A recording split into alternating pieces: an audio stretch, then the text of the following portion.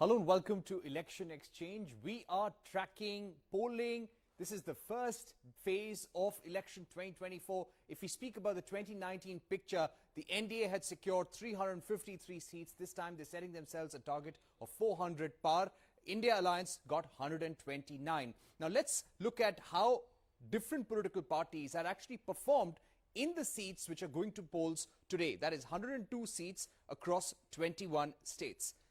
Here is the figure now. The India Alliance had actually done better in this phase compared to the NDA Alliance. So India Alliance had secured 49, NDA 46. The biggest gains for the opposition had come from the state of Tamil Nadu. And the whole state of Tamil Nadu is actually going to polls today. So let's go state-wise. Tamil Nadu, a very important bastion of the opposition, of the DMK. The DMK has actually stuck with all its allies. Last time around, out of 39 seats, all 39 seats are going to polls today. The India Alliance got 38.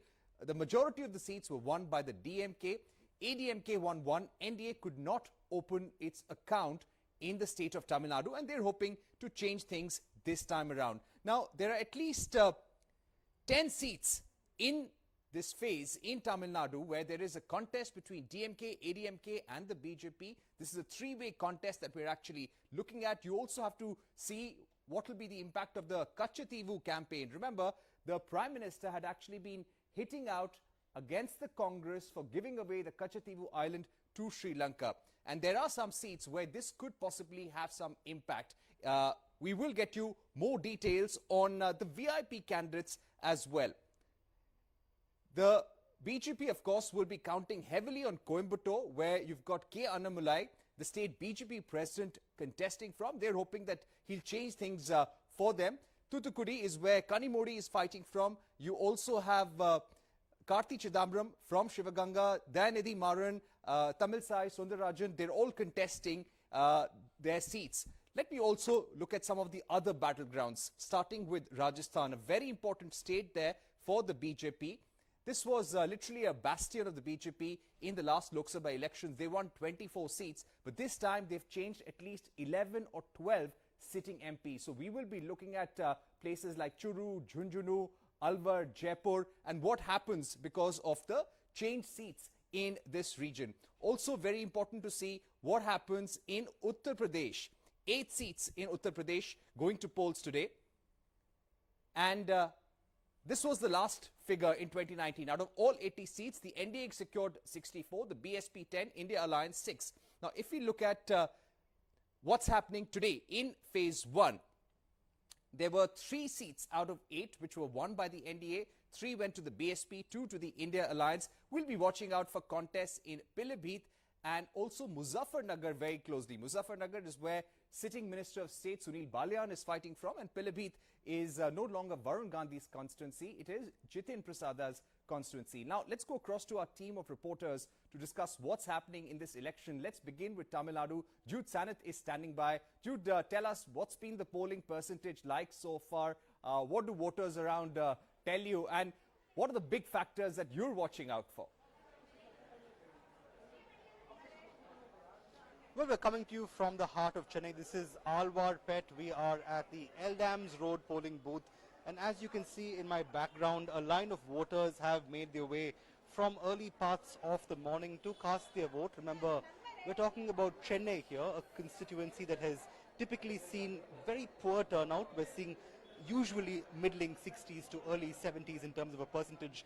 But these crowds that you're seeing here lining up to cast their vote are quite significant, and this has been the case from early parts of the morning itself. Now, we don't know just what this might mean in terms of a result for the elections itself, but the fact is that you're seeing a above average turnout as far as Chennai is concerned. That much, at least in all my life that I've lived in the city, I can confirm. We are, of course, still waiting for the numbers that will come in. And as you can see, the candidates here, we're coming to you from South Chennai, Alwarpet in South Chennai. You can see candidates' names here. There's Thamirachi Thangapandian, Tamilisai Soundararajan, totally 30 candidates standing from this constituency itself, even as voters have made their way, as you can see, lining up to cast their vote. Parikshit, you asked me what key issues this time around were. I'll tell them to you bit by bit, one by one, but very simply. I think the fact is that most voters, as far as Chennai are concerned, have been directly or indirectly impacted by Cyclone Nishan that hit only back in December. There is politics, of course, with regard to flood relief in the aftermath of the cyclone and flooding. The DMK has gone to town pointing out to the voter how the centre has not quite parted with its share of funding as far as the cyclone Nishan is concerned. That, we're told, is a key poll issue insofar as Chennai is concerned. Voters are resonating with flood relief as one of the major issues, one of the major talking points as far as these elections are concerned. However, there are more. Remember, Chennai, a phase that, remember, the centre has not quite parted with its share of funds for. So there is a great deal of fiscal politics at play, really, as far as Chennai and Tamil Nadu are concerned. And we're told that is one aspect that the voter will talk about or will think about while casting their vote insofar as North, South and Central Chennai are concerned. Remember, there are other issues too. The BJP has tried breaking up the Kachativa issue as an emotive one, especially as it involves fishermen in the southern parts of Tamil Nadu. We don't quite know as yet in terms of how that will resonate or if it will resonate with voters at all in the first. While the DMK talks about welfare measures, while the DMK talks about social spending, about fiscal means to an end, the BJP has focused more on family politics of the DMK and its allies. It's focused a lot on Kachativa as an issue. It's focused on corruption charges. Pretty old charges, you'd say, given the fact that as far as the DMK is concerned, these charges or these issues are pretty much there for as long as one can remember. So we often wonder whether these issues that the BJP talks about as being resonant with the voter here are indeed new ones and refreshing ones, really, as opposed to the DMK, because we just met Dayanidhi Maran a little while ago and he spoke about how the time is right to vote to power a secular government. The DMK has also spoken a great deal about how it is time to bring about more a liberal government. The DMK has spoken about the North-South language divide. The DMK has spoken an awful lot about regional divides. Now, traditionally, these are issues that the Tamil Nadu voter resonates with, and that's why it's an interesting contest. Speaking of the DMK itself, the party and its ally in the Congress has gone forth with a tried and tested formula insofar as its candidates are concerned. Remember, key constituencies in Tamil Nadu are all seeing dynasts stand for re-election. Incumbent dynasts are recontesting seats that they currently occupy. From names like Dayanidhi Maran, Thamizharachi Thangapandiyan, Kalanidhi Veeraswamy, T.R. Balu, Kanimozhi Karunanidhi, even names like Karthi Chidambaram and Vijay Vasant of the Congress. These are dynasts who are also sitting MPs, all of whom are recontesting their seats. So the BJP is talking an awful lot about how that is something that the Tamil Nadu voters should keep in mind. But the fact is, Parikshit, dynastic politics in Tamil Nadu has been so normalized that one wonders whether these issues will even resonate with the voter. So it's a toss-up between fiscal politics, between flood relief, and dynastic politics and other allegations of the BJP insofar as the Kachativa issue is concerned. Which way will the voter go? Will they pick? Remember, there's also the AIA-DMK at play, very strong in the Kongu region. That's constituencies like Coimbatore, Dharmapuri, Erode and Salem. It's a three-cornered contest. We don't quite know as yet, but one thing is for sure. It's going to be an anti-incumbency versus anti-incumbency vote. That much we know, because remember, anti-incumbency is a factor, but whether it's anti-incumbency against the DMK in the state or anti-incumbency against the BJP in the center, we don't quite know as yet. But I guess the next few weeks will give us the answers we're looking for. Back to you, Parikshit. And one more question, Jude. You beautifully summed up the situation and politics in Tamil Nadu at this juncture. But what about somebody like K. Annamalai? The BJP is counting on him very heavily in order to get inroads, get a foothold in Tamil Nadu. What's been his campaign like, and what's the acceptance level for him, considering his credentials as a civil servant, as an IPS officer, as a social worker and politician? Well, I'm glad you bring up Annamalai, really, because we met him on the campaign trail, if you recall, just a fortnight ago. And while the BJP is choosing to field its strongest horse in K. Annamalai, it's also interesting to check out where they are contesting from insofar as Annamalai's candidature is concerned. Remember, Annamalai, and even as we speak, a number of voters are making the way, like we're saying, turnout is more than usual at least as far as early trends are concerned. But you talk about Annamalai, and let me quickly tell you, he's being fielded from Coimbatore. It's a recent BJP stronghold, given that they won one assembly seat in the assembly elections in 2021, but still a BJP stronghold nevertheless, since that itself is a rarity. Now, the fact is, the BJP and the AIADMK, even when they won that one seat in 2021, were in alliance with each other. Remember, the BJP and the AIADMK are going their separate ways this time around, so we don't quite know as yet whether that will result in vote splitting, or will voters consolidate and give their votes either to the Saffron Party or the two leaves of the AIADMK. We don't know that as yet. If it's the former and they consolidate and vote for the Saffron Party, Annamalai stands as much of a chance. Remember, he's a charismatic politician, someone young, he's all of 39. Voters, urban voters at least, see some light at the end of the tunnel as far as he is concerned. But the fact is, Parikshit, we don't know, given the fact that the BJP and the AIADMK are going their separate ways, with chance of a vote split as high as ever. Yes, a three-cornered contest, at least in 10 seats, is what we are looking at. Let's also go across to Moradabad. Sharon Elizabeth is joining us there. Sharon, thank you very much for joining us this morning.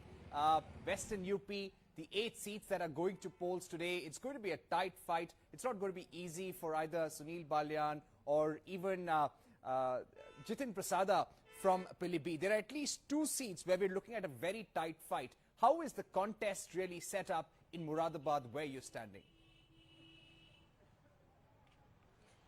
Well, Moradabad and the neighbouring constituency Rampur has in fact been known for being a Samajwadi Party bastion. In 2019 from Moradabad it was ST Hassan who won from this seat with a heavy margin, and now this time round there was in fact an embarrassment for Samajwadi Party when the sitting MP ST Hassan and also Ruchi Veera, who's another former MLA from Bijnor, both of them filed their nomination by being the Samajwadi Party candidate. It was a confusion for almost 48 hours. It was an embarrassment for Samajwadi Party as well.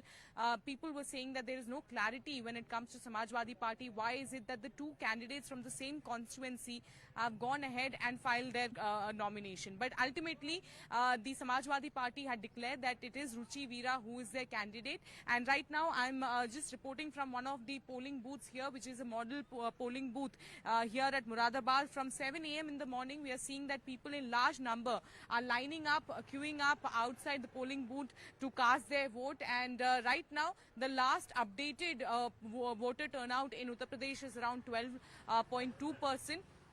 But when we talk about Moradabad in 2019, this particular seat was won by Samajwadi Party.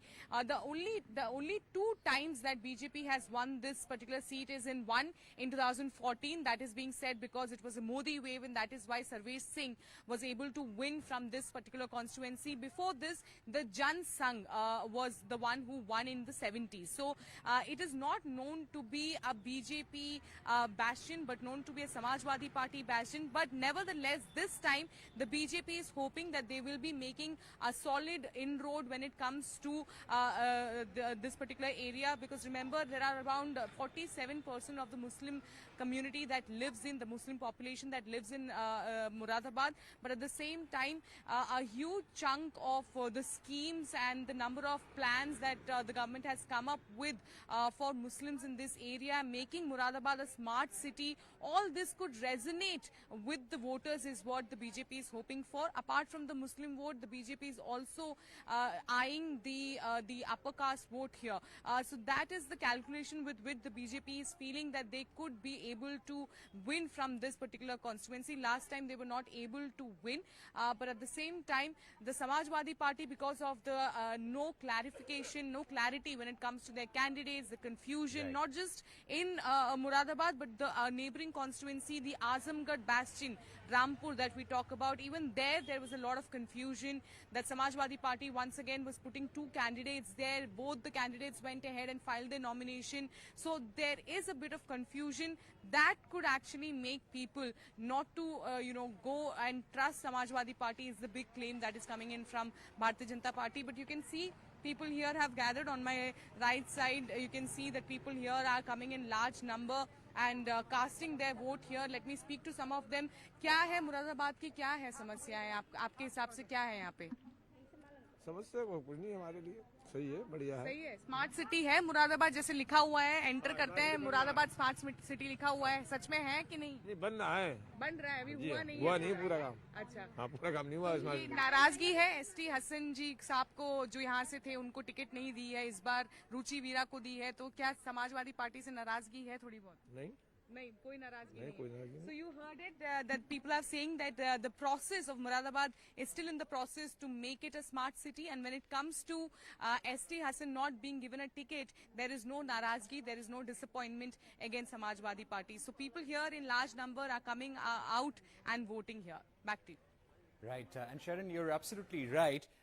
Considering the NDA has set itself the target of 400 plus constituencies like Muradabad, and wherever the BJP did not win last time around, they all become extremely important to clinch that number. So the BJP would be working doubly hard. The polling percentage in Muradabad so far is around 11% according to the Election Commission of India. Let's now go across to Pilibhit. My colleague Abhimanyu Sharma is standing by. He spoke to Jitin Prasada a short while back. Now this was a seat which was the bastion of Varun Gandhi, Menika Gandhi. The BJP and the NDA won it last time. They had 59% of the vote share. Can the BJP repeat this performance with Jitin Prasada? The question now to you, Abhimanyu, is how are things poised in Pilibhit? You met Jitin Prasada. Was he looking confident? And what's he really counting on? Well, Jitin Prasada is looking extremely confident. When we spoke to him, he said that he was confident of not just his victory, but even the victory of the alliance in the Lok Sabha elections. He was saying that the impact of the central government schemes was seen on the ground, and apart from PM Modi's popularity, it was also the beneficiaries of these government schemes who are possibly going to pitch for the BJP and the NDA alliance. That's something which he had expressed his confidence on. As far as the Pilibhit Lok Sabha constituency is concerned, since the past 28 years, it has elected somebody from the Gandhi family. It's either Menaka Gandhi or Varun Gandhi. So it's the first time after 28 years that none of them are in the poll fray. And interestingly, though, the India Alliance candidate as well as the BJP candidate are not domiciled in this constituency, and they are not going to cast their vote in this constituency. And this has been the bane, according to several people we spoke to earlier. They had said they had expressed some sadness over this, that there have been several instances that the candidates who have contested or even won from this particular seat are not voters in this constituency, which often possibly leads to the fact that they don't stay out here and they are not in sync with the problems of the people on the ground. However, the BJP is sounding extremely confident over the success of the government schemes as well as the implementation of them, and is hoping that it's going to stir pro-incumbency instead of anti-incumbency. As far as the other parties are concerned, the SP Congress joint candidate, the India Alliance candidate, is also confident of a victory, not just tapping on anti-incumbency but also on several other factors, though he is also not a voter in this constituency, but he is of course no political greenhorn either.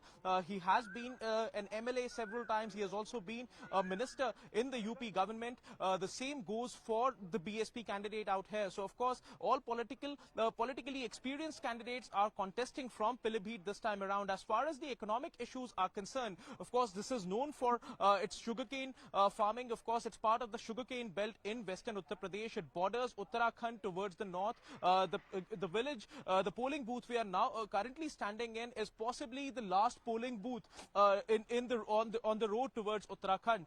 So of course, despite being far-flung, these areas they have traditionally grown sugarcane. Also, interestingly, Pilibhit is known as the city of flutes or the Bansuri Nagari for not just producing but even exporting 95% of India's total flutes, which are exported. But apart from that, they are trying to grow beyond this. They are trying to grow beyond the primary and secondary economy. There were plans which were indicated by the state government of establishing a food processing unit earlier this year. So of course developmental schemes, apart from the usual ones, there are infrastructure development schemes which are also underway. They are in the pipeline.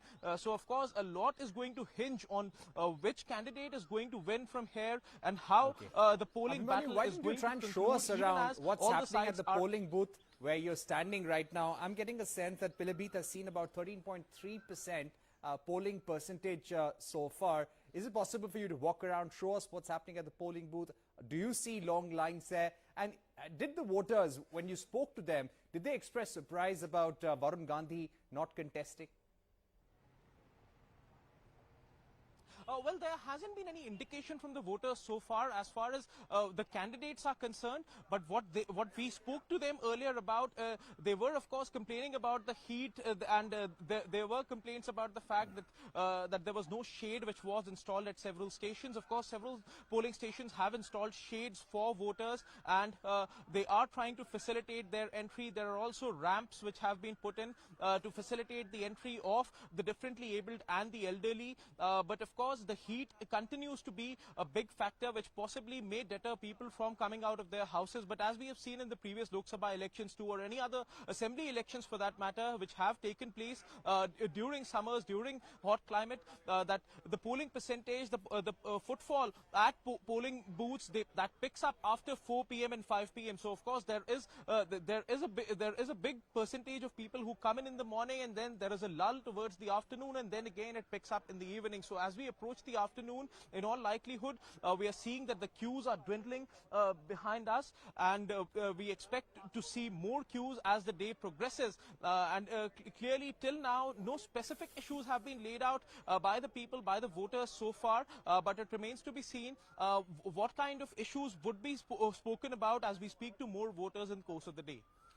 Right. Thanks, Abhimanyu, for getting us those ground reports from Pilibhit. Heat, of course, will be a factor. The IMD has warned of a heat wave as well. There's a warning for today as well. Let me also now focus on Maharashtra. My colleague Santya Gora is standing by in Mumbai to give us a sense. Mumbai is not going to polls today, but there are other constituencies. The VIP constituency, which we would be watching out for, will be Nagpur, where you've got Nitin Gadkari versus Vikas Thakre of the India Alliance. Out of 48 seats in Maharashtra, the NDA had won 38 seats last time around, or 48% of the vote share. Things are different. There has been a split within the Shiv Sena, and the contours of the opposition alliance is also very different. Now, let's look at what's happening in the first phase, which is going to polls today. 5 seats in Maharashtra going to polls. Out of these, 4 had been won by NDA with a 49% vote share, 1 with the India Alliance.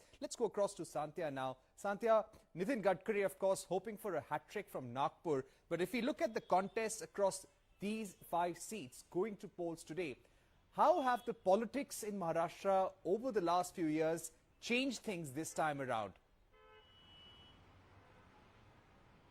So, Parikshit, this is what I always tell people, that Maharashtra's politics, and especially what has happened in the last 5 years, definitely warrants for a web series with multiple seasons, because that is exactly what we need in order to understand and cover the happenings and the developments which took place in the last 5 years in Maharashtra's politics. Let me go back in time a little bit. Let's start with 2019, when 2019 Lok Sabha elections happened. At that time, out of 48 seats, 41 seats were won by the Saffron Alliance, that BJP, and United Shiv Sena.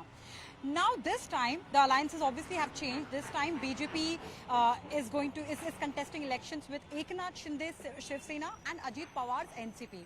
Strange bedfellows, because ideologically also, at least Ajit Pawar's faction does not align with the saffron ideology of BJP and Eknath Shinde's Shiv Sena. But again, politics is nothing if it is not made of strange bedfellows. But this time also, so the NDA is aiming for more than 45 seats. When CNBC-TV18 interviewed Maharashtra's Chief Minister Eknath Shinde exclusively, at that time, for the first time, he said that the NDA alliance, the Mahayuti, it's called Mahayuti in Maharashtra. Mahayuti alliance is working in the direction and it's trying to ensure that they secure 45 plus seats for Prime Minister Narendra Modi. Now, on the other hand, MVA is formed of Uddhav Thackeray's Shiv Sena, Sharad Pawar's NCP and Congress.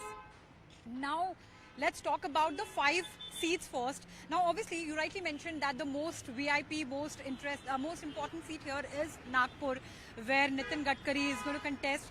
He's contesting for the 3rd time, and there's a huge possibility that he's going to make a hat-trick, because it will take nothing less of a miracle for Mr. Thackeray of Congress, who also is a sitting MLA, to actually defeat Nitin Gadkari in Nagpur.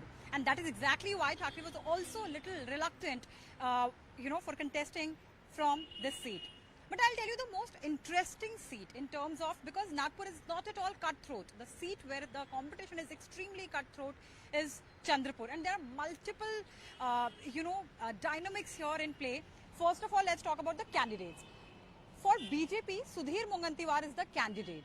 Sudhir Mungantiwar is Maharashtra's former finance minister. And despite his caste not aligning with the caste dynamics of the constituency, he is chosen by the BJP. It's not going to be an easy factor. It's not going to be easy for him to play to win, because BJP actually benched the sitting MP Ahir Hansraj and gave a chance to Sudhir Mungantiwar. Now, how that's going to pan out for BJP, that remains to be seen. And why the competition is tough? Because Chandrapur was the only seat which Congress won in 2019. At that time, Suresh Dhanorkar was the only sitting MP of Congress from Maharashtra.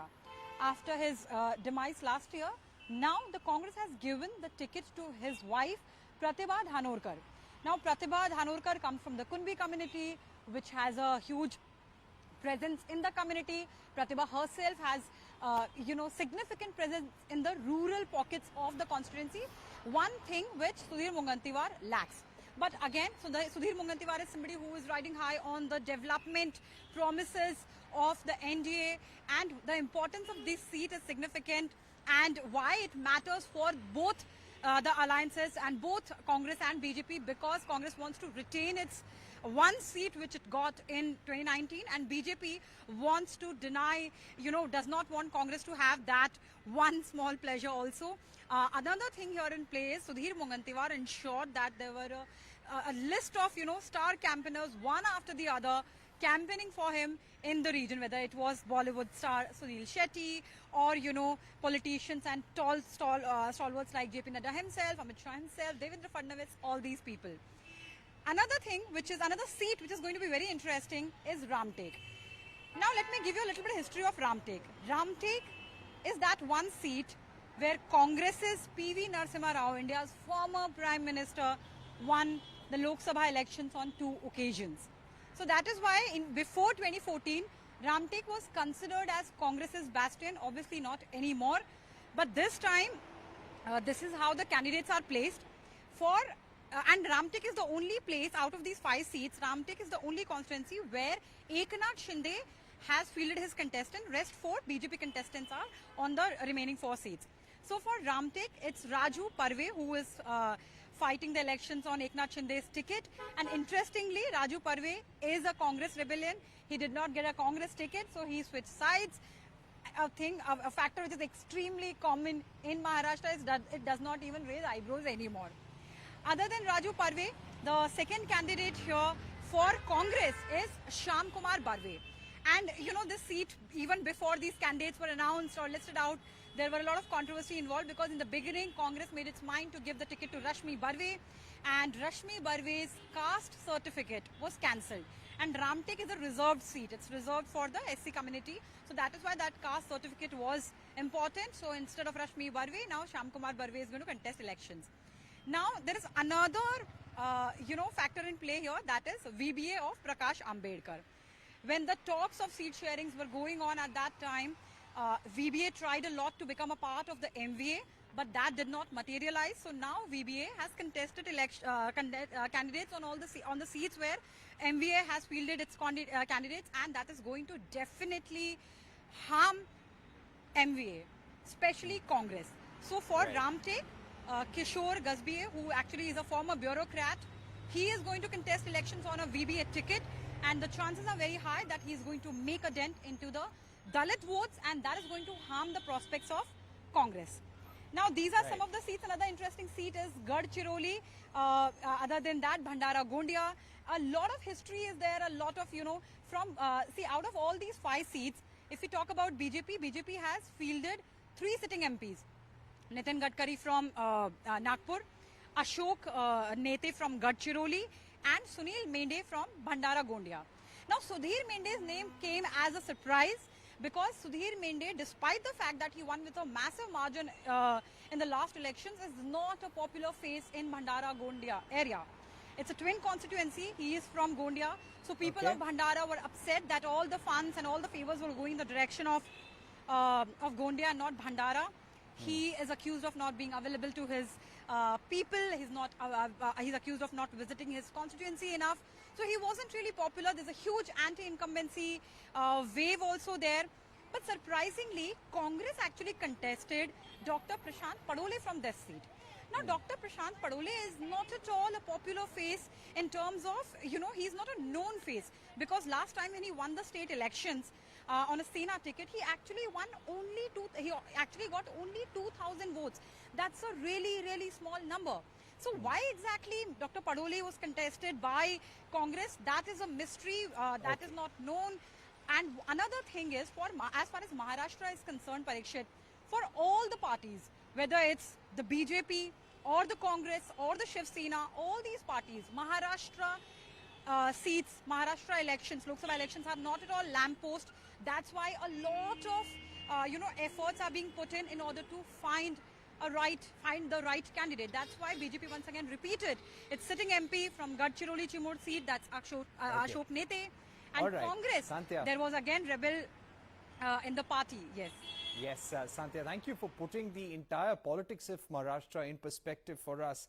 Definitely, it's going to be a tough fight there in those 5 seats as well. Let me go back to Jude Sanat at this point. Jude, we've got the Tamil Nadu map right here. Among some of the VIP constituencies is Chennai South, where you've got Tamilisai Soundararajan, the former governor who resigned and is now contesting from here. She is fighting against DMK's T. Sumuti, who's the sitting MP, and also AIDMK's MP J. Jayavardhan. So this is not going to be an easy battle, considering the DMK has actually won Chennai South 5 times around. Absolutely. See, Parikshit, the fact is, for so many of us who've been reporting from Tamil Nadu for the longest time, the fact is that barring certain exceptions, the 3 Chennai constituencies have always been DMK's strongholds. And that's pretty much why the battle for North, South and Central Chennai are more often than not written off as foregone conclusions, Parikshit. You've seen the DMK almost always sweep these 3 constituencies.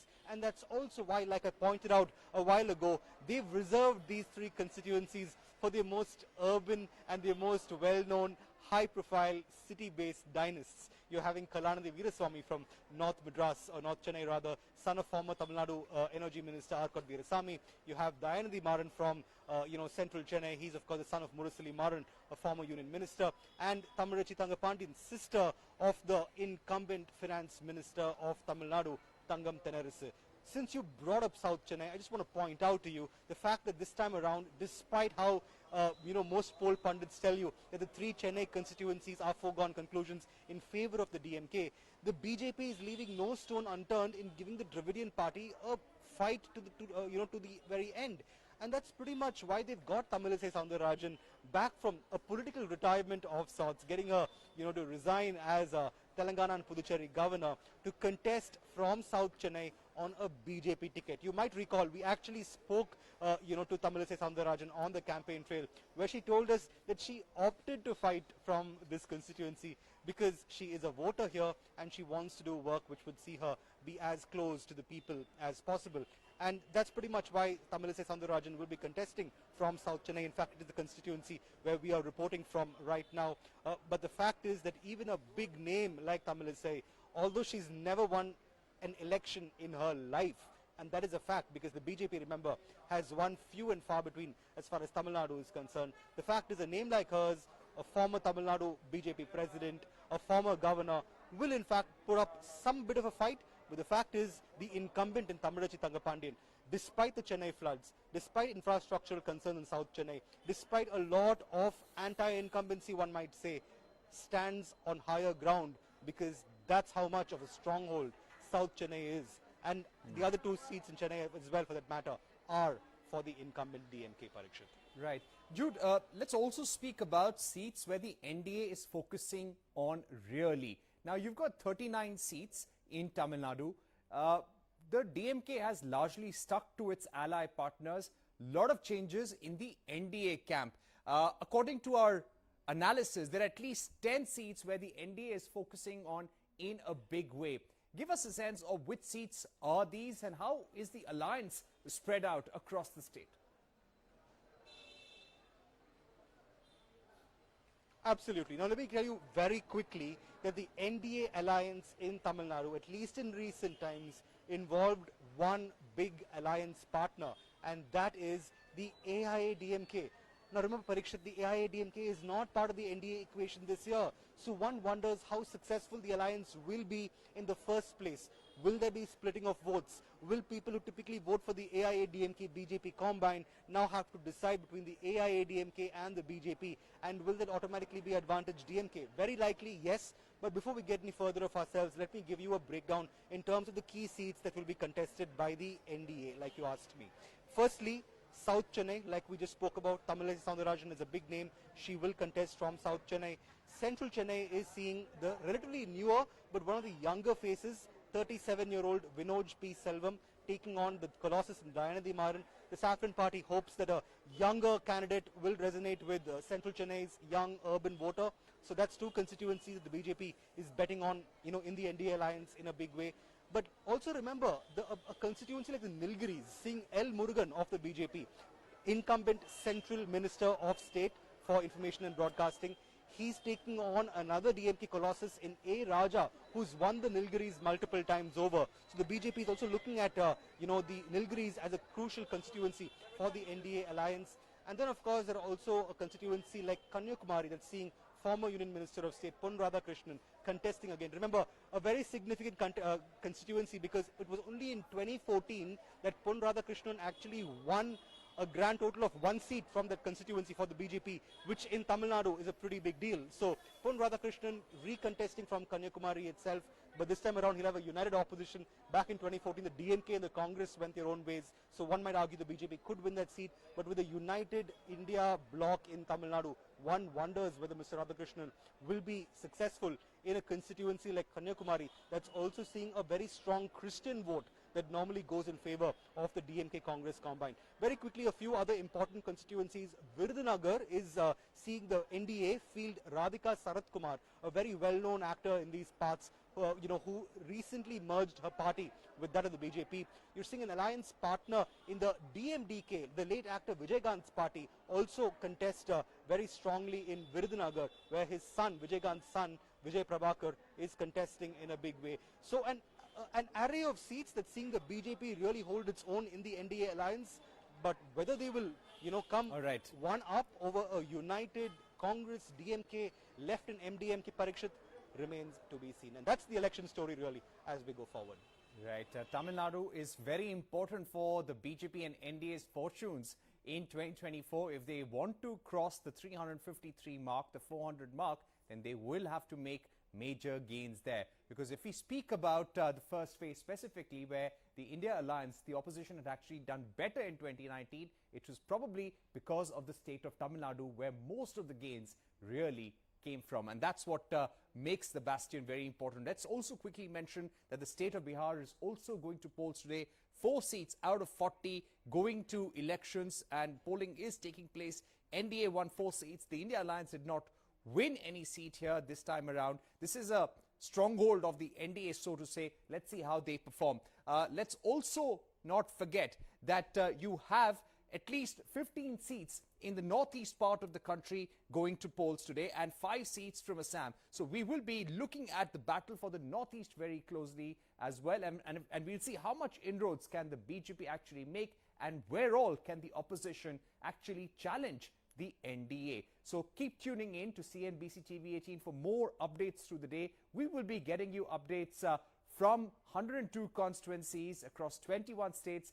This is the highest number of constituencies going to polls in one phase, a very crucial start to election 2024.